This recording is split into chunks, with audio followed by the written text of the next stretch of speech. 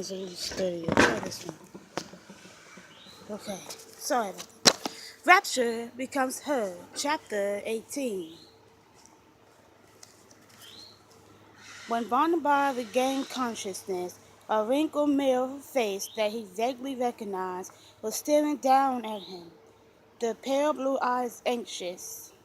The smell and bleating of sheep surrounded him, and he risked turning his head and stared into the brown faces of half a dozen placidly chewing ewes.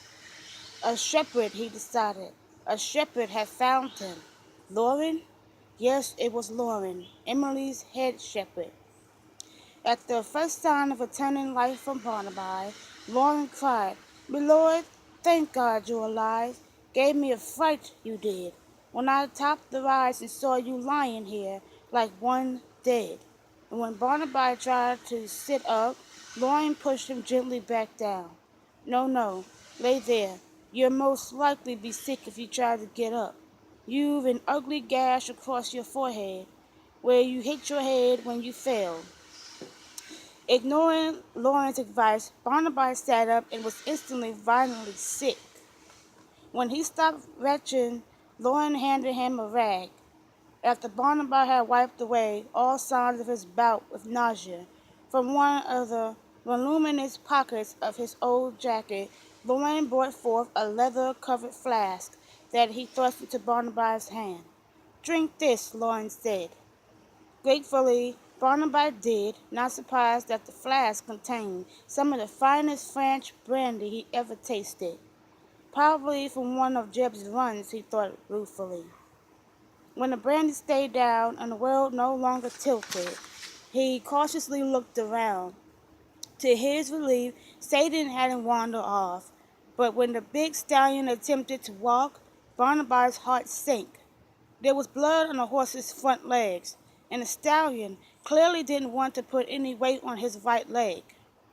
With Lauren's help, Barnaby struggled to his feet, swaying as the wheel spun around him. Hanging on to Lauren, he managed to stay upright, and after a minute, things stopped spinning.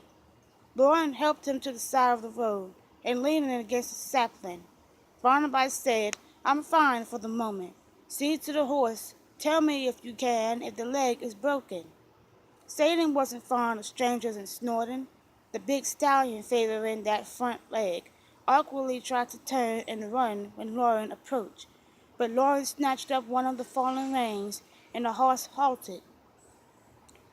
A tense few minutes later, Lauren said over his shoulder, "He's got cuts on both legs. The worst is the right knee. That leg appears to be badly sprained, but I don't think it's broken." Relieved, Barnaby watched as Lauren tied Satan to a low-growing bush. Walking back, Lauren said, "Take a spill. Did you, my lord?"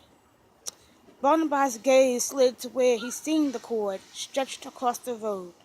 The cord was gone, but then he hadn't expected it to still be there. Unless he dreamed that voice in his head, whoever had spoken to him had taken the cord with him. He touched his forehead, wincing at the stab of pain. His mouth tightened. Whoever it was must have given him a good whack, hoping to kill him before removing all signs of the cord that had been used to trip Satan. There was one good thing about this latest attempt on his life, he thought grimly. He no longer had any doubt that someone was trying to murder him. He asked Lauren, "Was there anyone else around when you found me?" Lauren started to shake his head, then paused. Fingering the side of his jaw, he said slowly, "Well, now that I think of it, there was a rider cutting across that field behind you." Lauren's blue eyes sharpened. Strange, the fellow didn't offer help. "Perhaps he didn't see the accident," Barnaby muttered. Lauren nodded and said, "Could be. Now how do we get you to Miss Emily?" Confident his attacker wouldn't return, and Satan unable to be ridden, and not precisely certain of his equilibrium, Barnaby said, "I remain here while you get help. Leave that flask of brandy with me, and take your sheep and go to the house. Tell Walker what happened and have him send the gig for me."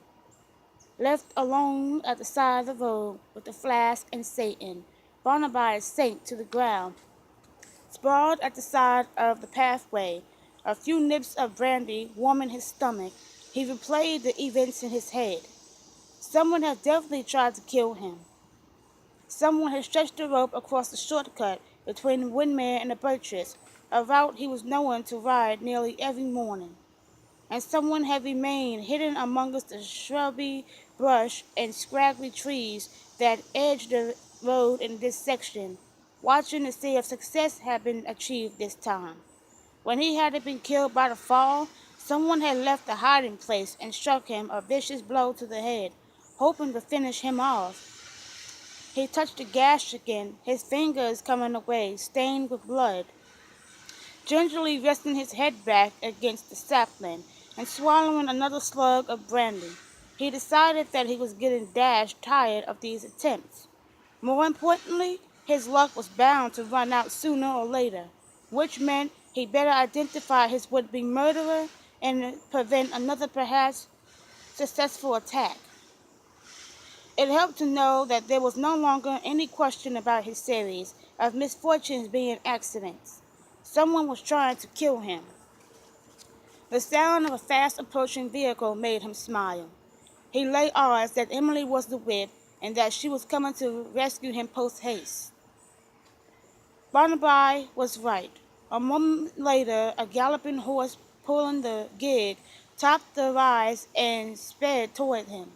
Yanking the horse to stop, Emily scrambled from the gig, the young footman Tom following her, a small valise in his hand. Gray eyes dark with worry, she sank to the ground beside him, the skirts of her blue gown fluttering around her. Tom stood behind her. With gentle fingers she explored the broken skin across his forehead. "What happened?" she asked tightly. "All Lauren would say was that you had fallen from your horse." Tom's presence prevented Barnaby from telling the truth, but he wasn't so certain he would have even told the whole story without the footman being present. He hadn't had time to think things fully through, but he saw no reason to alarm Emily. Lamb and Luke could be told the truth, but just as soon Emily remained in the dark for now.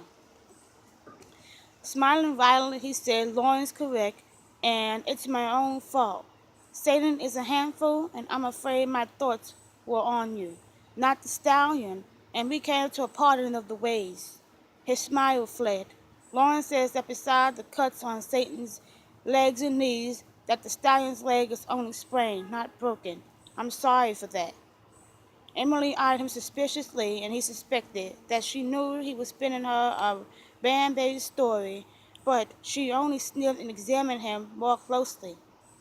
Deciding the cleaning of the gash could wait until they were at the butcher's, she said, "Tom, we won't need the things in the valise. Put it back in the gig and help me get his lordship into the gig." Barnaby was dizzy by the time he was in the gig, but he hadn't passed out or thrown up again. His head ached, but it was nothing compared to what his head had felt like when he'd been shot or nearly drowned. The next time Lamb called him a hard-headed jackass, he thought amused. He reminded him that thanks to that hard head, he was still alive. Seeing the flask he still gripped in his hand, Emily plucked it out of his fingers and said, "I think you've had enough of this for now." Tossing the flask onto the floor of the gig, she glanced at Tom and said, "You might as well unsaddle the horse and let us take the saddle with us." That task accomplished, leaving Tom to follow along on foot, leading the limping Satan at a pace the stallion could sustain. Emily and Barnaby drove away. At the Burgess, Barnaby was solicitously escorted upstairs into the room he had occupied when he had been accidentally shot hardly 2 weeks previously. That wound had barely healed, and now he was sporting a hard-to-miss gash across his forehead. The gash wasn't deep, more broken skin than anything else, but there was going to be a devil of a bruise which was going to look wonderful, he admitted, when he and Emily married on Tuesday morning. A note to Lamb and Windmill, along with a request for a carriage, was sent off with Alice, the scullery maid, and while he waited, having refused the services of a physician, Barnaby submitted to Emily's doctoring. She was, he decided, every bit as competent as Lamb. Once the cut had been cleaned to her satisfaction, Emily leaned back in her chair and stared hard at Barnaby. Cornelius sat nearby, frowning. "You still insist that you failed," Emily said for the sixth time. "Yes," Barnaby replied as he had the previous 5 times. He cocked a brow. "Haven't you ever ridden from a horse? It happens to the best of riders. You appear to be a bit accident-prone, wouldn't you say?" Cornelia remarked, those sharp hazel eyes not moving from his face. "You're found half drowned in the channel, a boating accident of some sort, then a poacher accidentally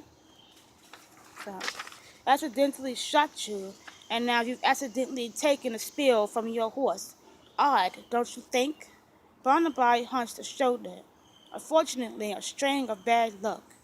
Emily's gaze never left his face. "Someone's trying to kill you, aren't they?" Now why, he thought, he wondered bitterly, had he fallen in love with an intelligent woman? At the moment, what he wouldn't give for Emily to be a biddable little thing with nothing in her head but frivolous yearnings for gowns and gargouts. "And Cornelia," he added, seeing the speculation in those brilliant eyes of hers. "Of course, if they weren't so smart, they'd have bored him to death, and he wouldn't have fallen in love with Emily and a formidable great aunt." Forcing a laugh, he said, "Come on now. Don't be ridiculous. I fell off my horse, nothing else. No one wants me dead. No one is trying to kill me. Why would they?" He waggled his eyebrows at Emily. "You of all people know how charming I am." Emily could have hit him, and from between clenched teeth she got out, "And how infuriating! This is no jesting matter. Someone has tried to kill you 3 times. That many?" he teased.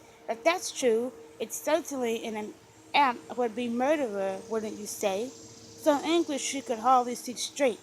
Emily jumped up from her chair and crossed into the marble-topped barrel that held the supplies she used to clean, and patched Barnaby's wound. She threw out a damp cloth. Perhaps his would-be killer was an ape, she thought furiously, but the person was equally persistent, and sooner or later. Barnaby wasn't, she decided slowly, a stupid man. He had to know that someone was trying to kill him, that his life was in danger. So why was he pretending otherwise? Her breath caught. Of course the idiot was protecting her. A warm tide washed over her. It had been so long since anyone had tried to protect her from anything that she was touched and furious. He probably, she thought acidly, wasn't telling her the truth because he didn't want her to worry. Her heart twisted. Didn't he know that not knowing the truth was far worse? A muted gleam in her eyes, she swung around. Even with the gash on his forehead, already turning an interesting shade of purple, he looked so dear, so beloved sitting there, that her anger ebbed, and she was only aware that she loved him more than anything else in the world. He smiled sunnily at her, and despite herself, she smiled back at him. Damn him. Barnaby knew he handled the situation badly. I should have told her, he thought, as he rode home in a carriage with Lamb an hour later. But what good would it have done? She only have worried, but I should have told her. Seated across from him, Lamb said, "You know, I can't remember the last time you were unhorsed." He sent Barnaby a look. "May I assume that there is more to the tale than what you told Miss Townsend, and that you're about to tell me the truth?" "Yes," Barnaby said, and as the coach rode homeward, proceeded to tell Lamb the exact sequence of events. Lamb nodded several times, and when Barnaby finished speaking, he said, "Well, at least now we know that someone is definitely trying to kill you, and that nothing has been an accident." His gaze on the passing countryside, Barnaby asked abruptly, "Do you think that Simon could be behind the attacks?" Surprised, Lamb questioned, "Simon? Now why has your fancy hit upon him?"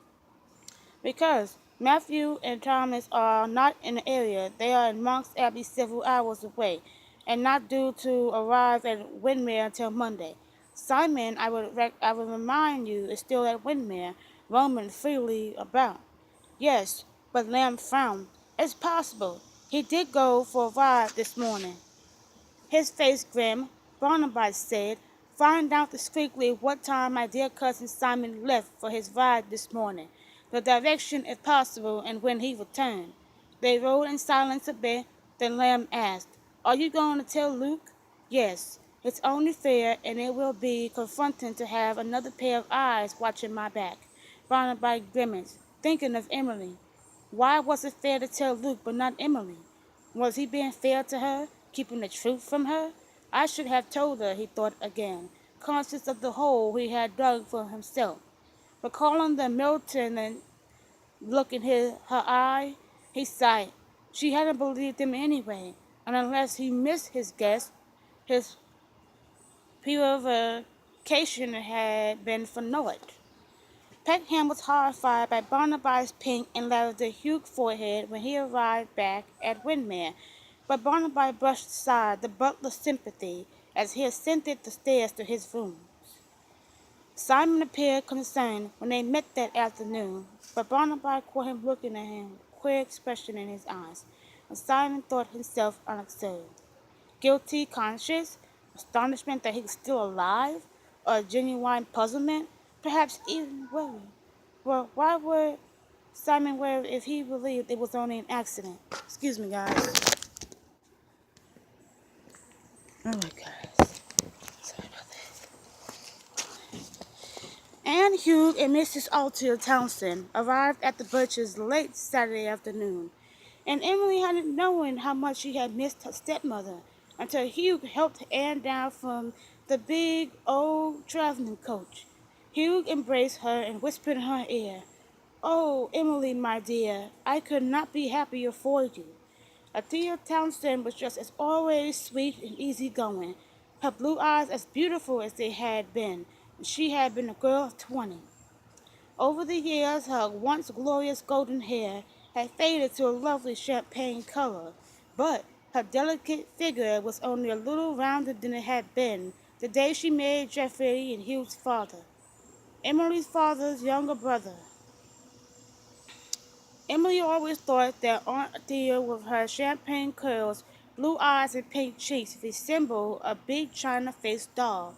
Cornelia routinely dismissed Thea as a pretty pea-goose, but she is very fond of her, and no one could deny that Althea was as kind as she was silly. Once she had been helped from the coach by Geoffrey, Althea, with those blue eyes full of affection and pleasure, had hugged Emily and congratulated her on her coming wedding. Tucking her small hand under Emily's arm, she breathed, my goodness, it has been an exciting few weeks, hasn't it? Now, you must tell me all about Jocelyn.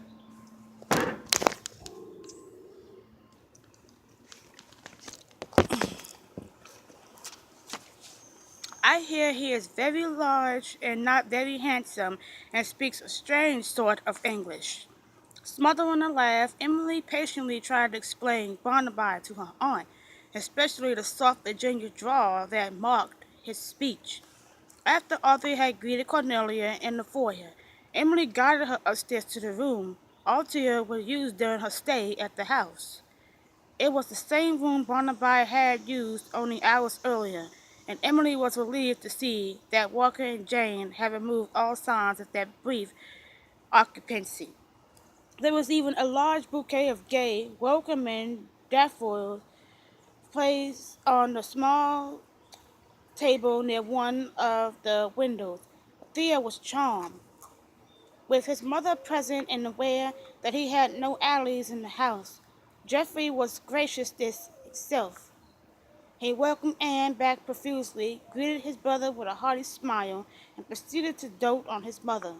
His attentiveness to Althea was so marked, especially compared to his usual indifference, that, as he solicitously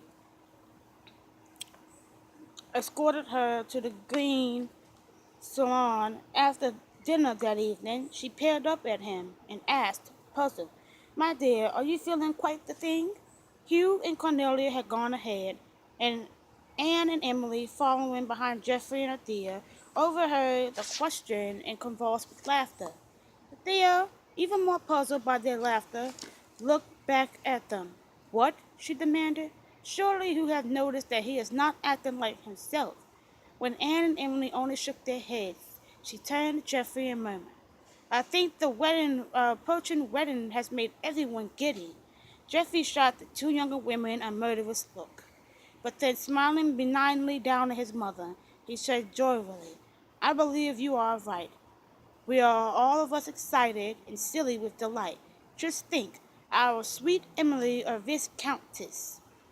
Sunday, at the third and final calling of the banns, Barnaby, with Emily at his side, his forehead now an eye-popping purple, ran the gauntlet of shocked well-wishers, deftly turning aside anyone who prowled too closely about the circumstances of his accident. After the service been mentioning to several people his delight by the sudden arrival of his half-brother Lucian, Barnaby was able to accomplish two things: deflect interest from his accident and smooth the way for Luke's appearance at the wedding. His brother, he added soberly, couldn't be here this morning because he was recovering from the liberating fever contracted while traveling on the continent. It was hoped Lucian would be well enough to attend the wedding. At Windermere that evening there was a small dinner party, and the guests, all family members except for the vicar and his wife, tactfully ignored Barnaby's bruise. If anyone doubted that a fall from his horse had been a cause, they were all too polite to say so. While Luke had not attended church, he did make an appearance at the dinner party, and except for his slenderness and extreme pallor, looking extremely handsome as he was introduced and bowed elegantly over the ladies' hands. There had been no time to obtain suitable clothing for him, and only Barnaby knew. His half-brother was tricked out in some hastily cut-down clothing of Barnaby's. Excuse me, guys. Luke's illegitimacy alone would cause gossip enough, and his unexpected arrival only added to curiosity about him. There was no help for it.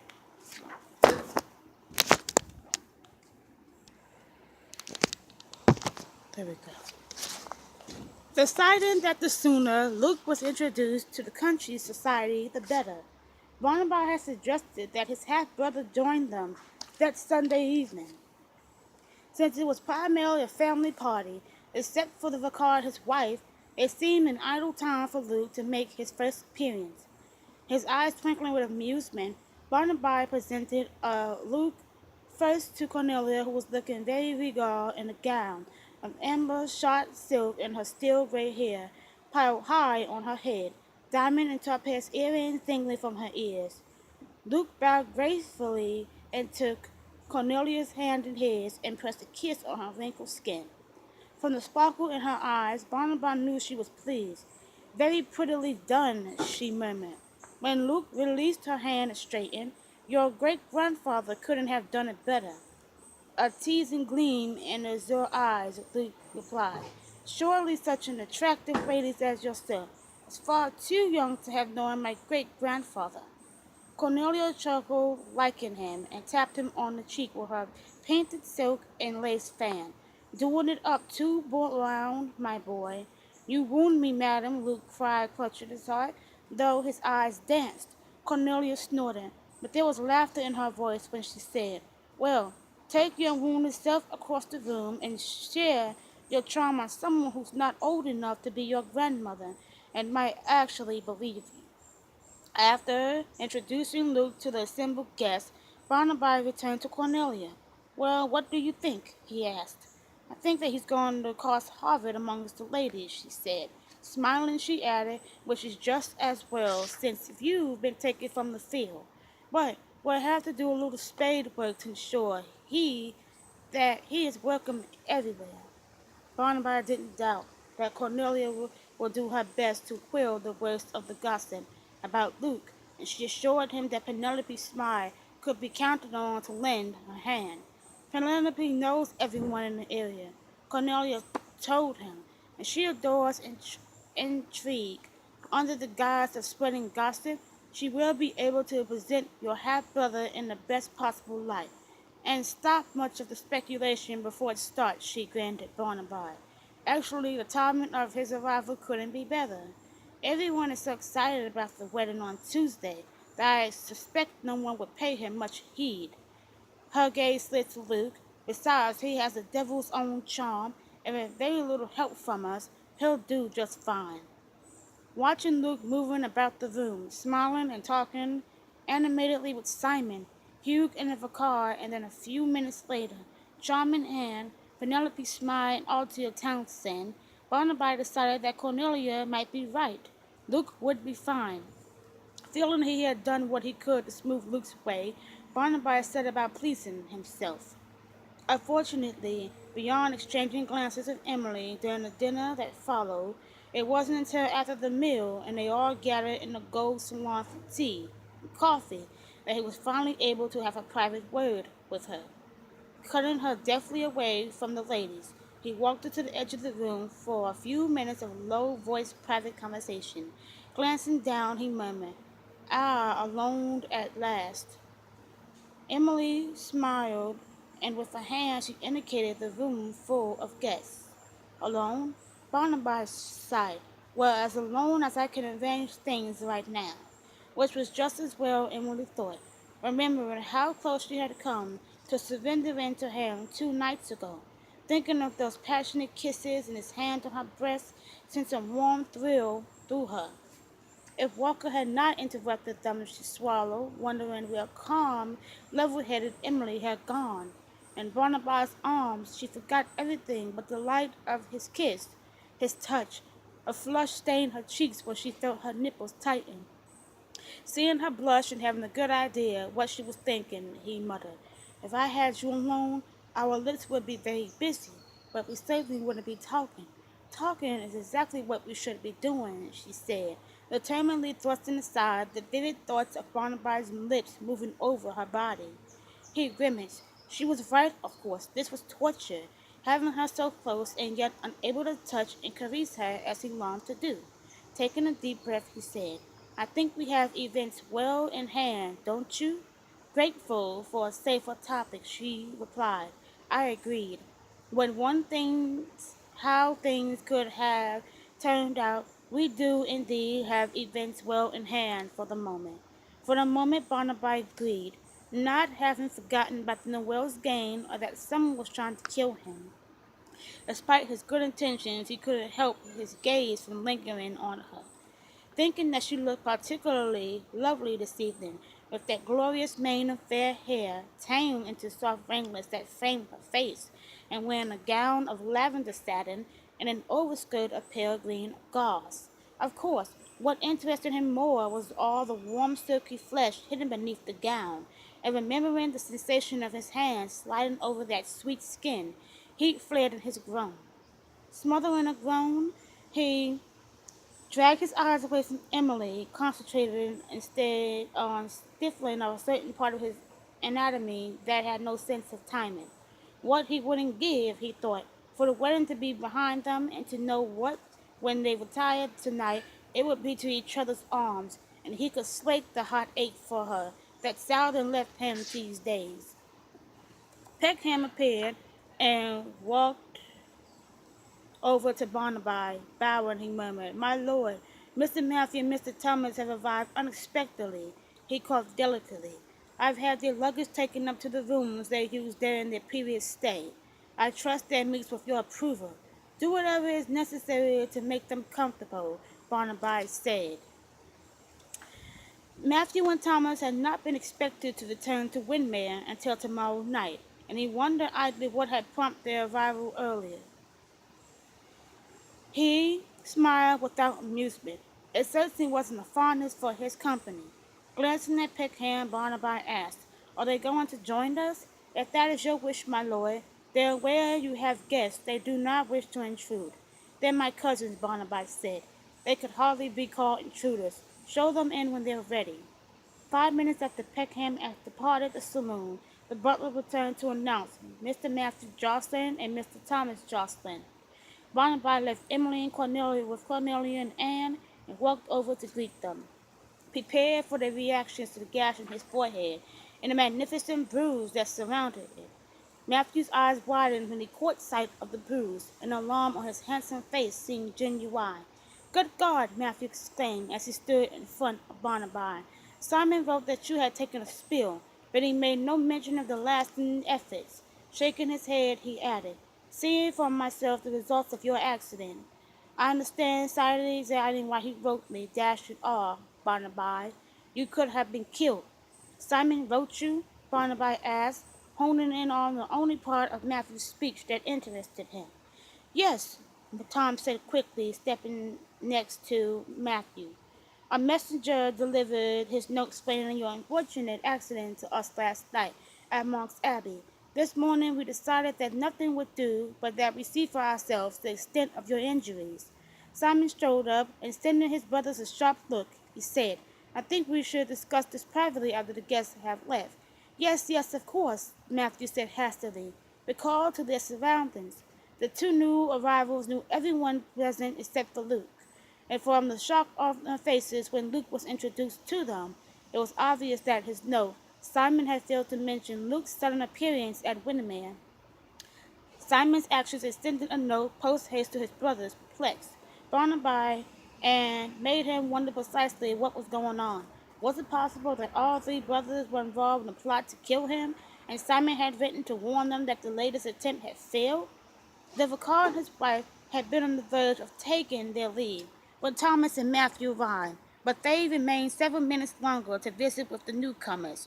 After the vicar and his wife finally departed, it wasn't long after that the Townsend coach was called for. An entire group, escorted by Barnaby and the other jostling men, gathered at the front of the mansion. Barnaby sighed as he helped Emily ascend the coach, regretting that there would be no stolen kisses tonight. Pressing a warm kiss into the palm of her hand, he said, "I shall see you tomorrow afternoon." Weary in her eyes, she said, "Only if you bring Lamb or one of your cousins with you." Since he doubted Lamb would let him out of his sight, Barnaby graciously agreed. A crooked smile on his lips, he said, "As you wish, my love." Once the coach lights had disappeared into the darkness, the men walked together back into the house. Luke looked exhausted, and Barnaby whispered to him, "Shall I make an excuse for you?" Luke shook his head and muttered, "And leave you alone with the enemy?" As they crossed a huge foyer, Matthew suggested that they retire to Barnaby's study, shrugging. Barnaby agreed and studied. The three brothers arranged themselves at one side of the room. Matthew remained standing, while Thomas and Simon seated themselves in a pair of leather chairs. Barnaby and Luke took the opposite end of the room. Barnaby taking up a position near the fireplace, Luke sinking down gratefully onto the sofa. "I suppose you are wondering what this is all about," Matthew said heavily. His eyes on Simon, Barnaby said, "I assume it has to do with Simon's note." Simon flushed. "I'm no tale-bearer, but your latest accident worried me, and I felt Matthew should know about it. A fall from my horse? Now why should that worry any of you? Because dash it all, since January, this is the third time you suffered a serious accident," Matthew snapped. Barnaby stalled. "The third time? I know of only two accidents." Matthew made an impatient movement with his hand. Angrily, he said, "Don't play me for a fool. There was always something smoky about the yacht disappearing like it did, and then about the time the yacht vanishes, you suddenly be ridden at the Crown. You were in rude health when I saw you the previous morning before you left London. Yet you'll turn up at the Crown so ill that you had to remain the night at the inn when Midmere is only miles away." Matthew snorted. "What happened? Did you sink her and nearly drown in the process? Another accident? So you know what happened to the yacht?" Matthew sighed. "Not all of it. I always suspected that you had something to do with this disappearance. The timing was too coincidental. But if you didn't want to admit you sunk her in the channel, it was none of my business." Matthew shot him a level look. "Servants see things, and though Lamb was discreet, someone noticed that after you arrived, he left your room once with some bloody bandages, a clear indication that in addition to your illness, you suffer a wound of some sort." Barnaby didn't believe that Lamb had been so foolish, and he was convinced that someone had done some serious snooping and already knew about the wound. Suppose you're right, Barnabas said slowly. Suppose I was on the yacht when it sank. Suppose I did get a blow to my head and nearly drowned. And suppose I have suffered a few accidents since then. What does it matter to you? His eyes blinked. Matthew declared bluntly, because I don't want your death on my conscience. My brothers and I are convinced that someone is trying to kill you.